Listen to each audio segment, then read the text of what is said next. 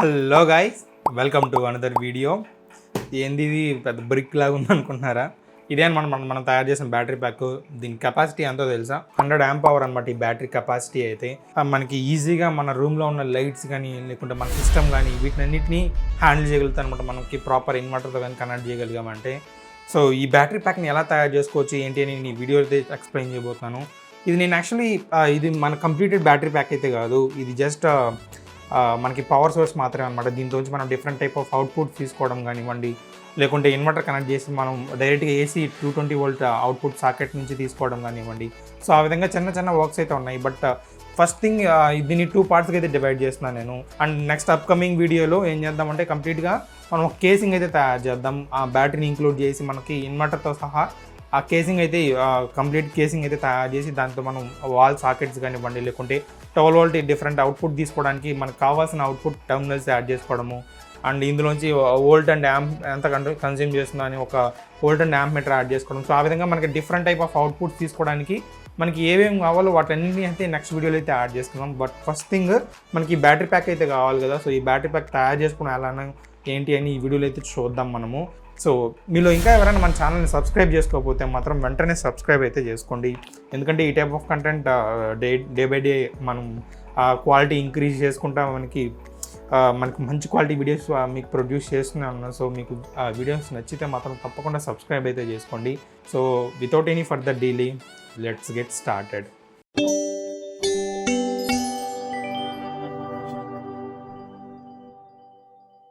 మనకి బ్యాటరీస్ అయితే కావాలి కదా. అసలు నా దగ్గర ఉన్న బ్యాటరీస్ అన్నీ సైడ్ చేసుకున్నాను అనమాట. అవి కూడా హై కెపాసిటీ బ్యాటరీస్ అన్నీ సైడ్ చేసుకున్నాను.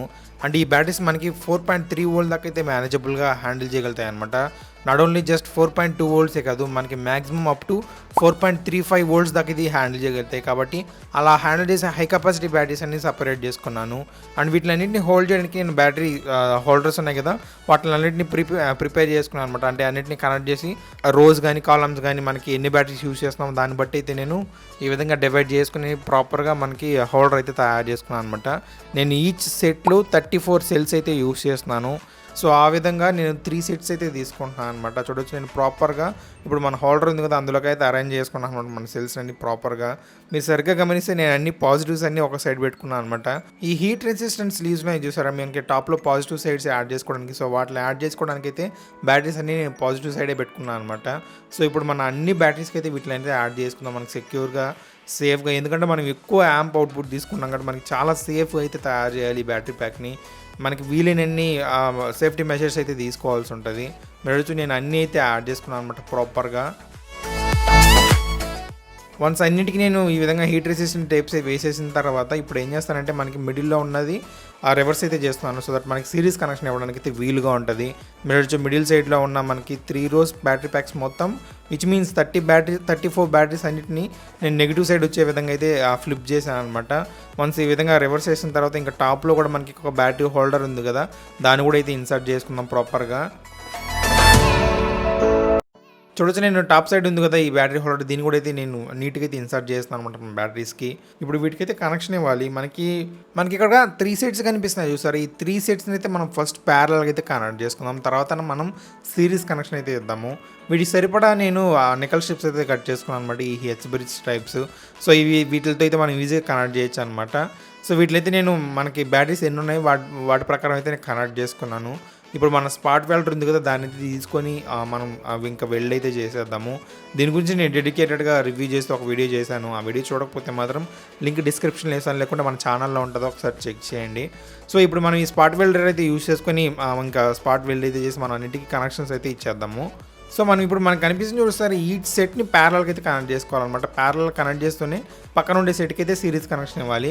బట్ ఫస్ట్ ఆఫ్ ఆల్ మనమైతే ప్యారల్గా కనెక్ట్ చేసుకుందాం ఈచ్ సెట్ని. అంటే రెండు సెట్స్ని ఈచ్గా ప్యారల్గా అయితే కనెక్ట్ చేసుకున్న తర్వాత మనం సిరీస్ కనెక్షన్ అయితే కంప్లీట్గా అయితే కనెక్ట్ చేద్దాము. సో ఇప్పుడు అసలు చాలా స్పాట్ వెల్డ్ అయితే చేయాలన్నమాట.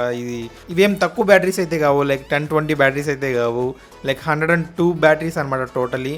మనకి ప్రాపర్గా అయితే స్పాట్ వెల్డ్ చేయాలి. కొంచెం అటు ఇటు అయినా షార్ట్ సర్క్యూట్ అవ్వడానికి చాలా ఛాన్సెస్ ఎక్కువ. కాబట్టి మనం చాలా కేర్ఫుల్గా మన నికెల్ స్ట్రిప్స్ని అయితే ప్రాపర్గా ప్లేస్ చేసుకొని స్పాట్ వెల్డ్ అయితే చేయాల్సి ఉంటుంది అనమాట. చూడొచ్చు నేను కంప్లీట్గా ప్యారల్ కనెక్షన్ అయితే ఇచ్చేసాను కదా. ఇప్పుడు మనకి సిరీస్ కనెక్షన్ అయితే ఇవ్వాలన్నమాట. ఫస్ట్ సెట్ పాజిటివ్ ఉంది కదా, అది సెకండ్ సెట్ నెగిటివ్కి అయితే కనెక్ట్ చేయాలి. వాటి కోసం కూడా సేమ్ ఇవే నేను యూస్ చేస్తున్నాను, ఈ హెచ్ బ్రిడ్జ్ టైప్ అయితే యూస్ చేస్తున్నాను. ఇప్పుడైతే మనం 1/1 అయితే యాడ్ చేసుకుంటూ మనం సిరీస్ కనెక్షన్ కూడా కంప్లీట్ చేద్దాం మన బ్యాటరీ ప్యాక్కి. ఫస్ట్ సెట్ పాజిటివ్ ఉంది కదా, దాని సెకండ్ సెట్ నెగిటివ్కి అయితే కనెక్ట్ చేయాలన్నమాట. మనం జస్ట్ ఒక బ్యాటరీయే కాదు కదా, మనం 102 బ్యాటరీస్ యూస్ చేస్తున్నాం. మనకి 11 రోస్ అయితే ఉన్నాయి కాబట్టి మనకి 5 నికెల్ స్ట్రిప్స్ దాకా అయితే ఇదే విధంగా యాడ్ చేయాల్సి ఉంటుంది. చూడొచ్చు నేను ఇప్పుడు ఫస్ట్ ఇది యాడ్ చేశాను కదా, ఇదే విధంగా మిగతా ఒక 5 రోస్ దాకా ఇది ఇదే విధంగా యాడ్ చేయాల్సి ఉంటుంది అనమాట. చూడొచ్చు నేను 1/1 అయితే యాడ్ చేసుకుంటూ వచ్చేసాను. సో కంప్లీట్గా మనకి సిరీస్ కనెక్షన్ అయితే కంప్లీట్ అయిపోతుంది అనమాట. బట్ ఎక్స్ట్రాగా మనకి 11 రోస్ కాబట్టి మనకి ఇంకొకటి ఎక్స్ట్రా ఉంది కాబట్టి దాన్ని అయితే నేను ఇలా సింగిల్ స్ట్రిప్ అయితే యూస్ చేసుకొని దాన్ని కూడా కనెక్ట్ చేసుకున్నాను.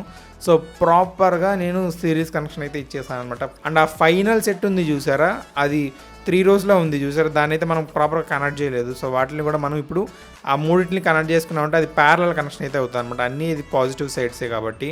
సో వాటిని కనెక్ట్ చేయడానికి ఈ విధంగా చిన్న చిన్న పీసెస్ అయితే కట్ చేసుకున్నాను. వాటిని అయితే ఇప్పుడు నేను 1/1 అయితే యాడ్ చేసుకున్నాను అన్ని రోస్కి. సో దట్ మనకి ప్రాపర్ ప్యారలల్ కనెక్షన్ అయితే అయిపోతుంది. చూడొచ్చు నేను అన్నీ అయితే యాడ్ చేసుకున్నాను అనమాట. మనకి ఒక సైడ్ కంప్లీట్గా ప్యారలల్ అండ్ సిరీస్ కనెక్షన్ అయితే అయిపోయింది. మనకి ఇటు సైడ్ పాజిటివ్ వదులుకున్నాం కదా, మనకి ఆపోజిట్ సైడ్లో నెగిటివ్ అయితే వదులుకొని మిగతా వాటికి మనం సిరీస్ కనెక్షన్ అయితే ఇచ్చేయాలి. రెండు సెట్స్ని సిరీస్గా కనెక్ట్ చేసుకోవాలన్నమాట. సేమ్ అదే విధంగా నేనైతే కనెక్ట్ చేసుకున్నాను. చూడొచ్చు మనకి ఆపోజిట్ సైడ్ నెగిటివ్ అయితే వదిలేసి అండ్ ఆ 2 సెట్స్ని కంప్లీట్గా ప్యారలల్ కనెక్ట్ చేస్తూనే సిరీస్ కనెక్షన్ కూడా ఇచ్చేసాను అనమాట. సేమ్ యాజ్ ఇట్ ఈస్ ఇందాక ఎలా ఇచ్చామో అలానే కనెక్ట్ చేసుకున్నాను అనమాట. సో ఇప్పుడు నేను ప్రాపర్గా మన బ్యాటరీ ప్యాక్ని అయితే ఇన్సులేట్ చేసాను. చూడొచ్చు మన దగ్గర ఉన్న టేప్ అయితే యూస్ చేసుకొని మన కనెక్షన్స్ అన్నీ ఎక్స్పోజ్ అవుతున్నాయి కదా, వాటిలన్నింటినీ ప్రాపర్గా కవర్ చేస్తూ ఈ టేప్ అయితే వేసాను అనమాట. మీరు సరిగ్గా గమనిస్తే నేను ఈ నికెల్ స్ట్రిప్స్ అన్ని కొంచెం కొంచెం వదులుకున్నాను అనమాట ఈ ఒక్క సైడ్. ఇది ఎందుకంటే మనకి బిఎంఎస్ కనెక్షన్ ఇవ్వడానికి అయితే యూజ్ అవుతుంది. సో ఇప్పుడైతే బిఎంఎస్ అయితే చూద్దాం. ఇది నేను 3S 40A బిఎంఎస్ అయితే యూజ్ చేస్తున్నాను. బెటర్ రికమెండెడ్ మనకి 100 amp కానీ లేకుంటే 100 amp కంటే ఎక్కువ బిఎంఎస్ దొరికితే మీరు దాన్ని అయితే యూజ్ చేయండి. మనకి ఈ బ్యాటరీ ప్యాక్ మనకి నియర్లీ 100 amp దాకా అవుట్పుట్ అయితే ఇవ్వగలుగుతుంది. బట్ నేను ఎలానో 40 amp కంటే అవుట్పుట్ అయితే ఎక్స్ట్రా తీసుకోను. అండ్ నాకు పర్టికులర్లీ నేను 40 ampకే లిమిట్ చేయాలనుకుంటున్నాను అనమాట. సో దానికోసం అయితే నేను ఈ 3S 40A బిఎంఎస్ అయితే యూజ్ చేస్తున్నాను. నేను బిఎంఎస్కి బాటమ్ సైడ్ అయితే ఈ విధంగా హీట్ రెసిస్టివ్ టేప్ అయితే యాడ్ చేసుకున్నాను. ఎందుకంటే బ్యాటరీస్ నుంచి మనకు వచ్చే హీట్ కానీ లేకుంటే బిఎంఎస్ నుంచి జనరేట్ అయ్యే హీట్ కానీ కింద టేప్ మెల్ట్ చేయకుండా లేకుంటే షార్ట్ సర్క్యూట్ అవ్వకుండా సేఫ్టీ కోసం అయితే నేను ఈ విధంగా హీట్ రెసిస్టివ్ టేప్ అయితే యాడ్ చేసుకున్నాను అనమాట. మన బ్యాటరీ ప్యాక్కి సైడ్లో అయితే నేను ఈ విధంగా యాడ్ చేద్దాం అనుకుంటున్నాను అనమాట మన బిఎంఎస్ని. సో దీన్ని సెక్యూర్ చేస్తూ నేను ఈ హీట్ రెసిస్టెంట్ టేప్ ఉంది కదా, దాన్ని అయితే యాడ్ చేసుకుంటున్నాను.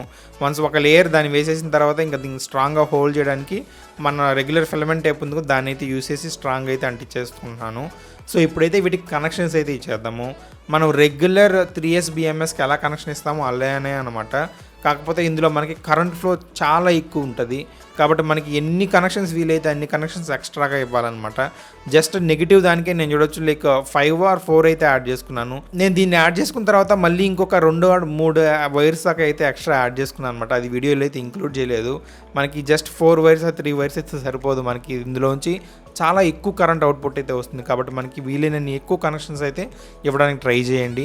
లేకపోతే మీరు ఎక్కువ హెవీ గేజ్ వైర్ ఒక్కటే కనెక్ట్ చేసుకున్న ప్రాబ్లం లేదు. బట్ నాకు ఇలా డిఫరెంట్ దగ్గర అయితే కనెక్షన్ ఇవ్వాలనుకున్నాను అనమాట. అందుకని నేను ఇలా డిఫరెంట్ దగ్గర అయితే కనెక్ట్ చేసుకుంటున్నాను.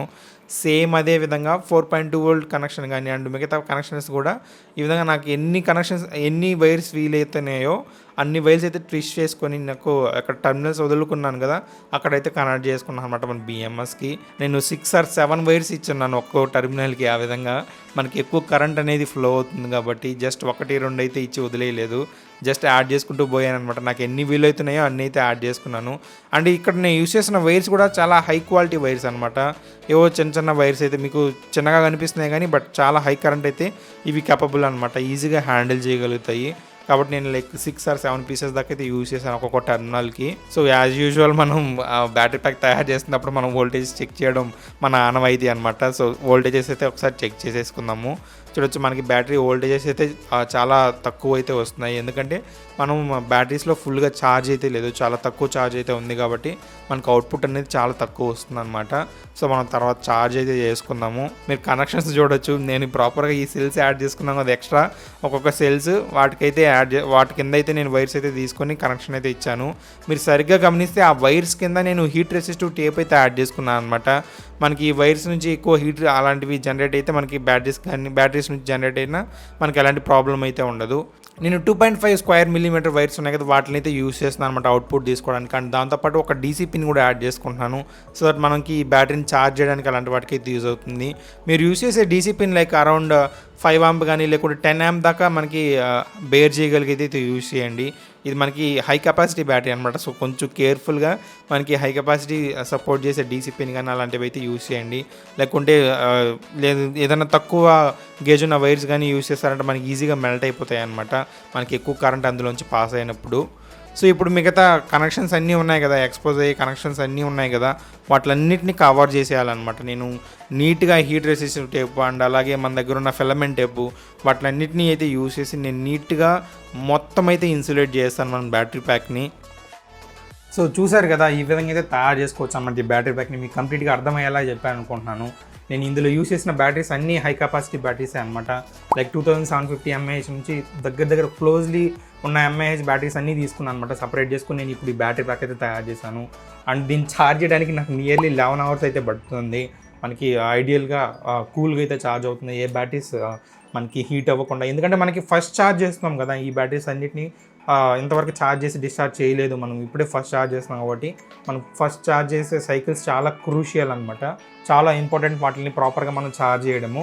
కాబట్టి మనం వాటిని కొంచెం తక్కువ వోల్టేజ్ అండ్ తక్కువ యాంప్తో ఛార్జ్ చేయడం బెటర్ రికమెండెడ్ అనమాట. నేను ఒక 13 volts అండ్ లైక్ ఒక 5 amp అలా అయితే ఇచ్చి నేను బ్యాటరీస్ అయితే ఛార్జ్ చేశాను. నాకు నియర్లీ 10 hours or 11 hours దాకా అయితే పట్టింది అనమాట దీన్ని ఫుల్ ఛార్జ్ చేయడానికి. బట్ ఛార్జ్ చేసిన తర్వాత మనకి నేను ఆ ఇన్వర్టర్ అయితే కనెక్ట్ చేసి నేను కూలర్ రన్ చేశాను, ఫ్రిడ్జ్ రన్ చేసి టెస్ట్ చేశాను, వాటిలన్నీ ప్రాపర్గా అయితే రన్ అవుతున్నాయి. వాటి కంప్లీట్ టెస్టింగ్ అంతా నేను నెక్స్ట్ వీడియోలో అయితే పోస్ట్ చేస్తాను. సో ఆ వీడియో కోసం అయితే తప్పకుండా సబ్స్క్రైబ్ అయితే చేసుకోండి. అండ్ ఇంతే గాయ్స్ ఇవాళ వీడియో ఎలా అనిపించిందో కామెంట్స్లో తెలియజేయండి అండ్ తప్పకుండా సబ్స్క్రైబ్ అయితే చేసుకోండి. Thank you so much for watching my video and stay tuned for my next video.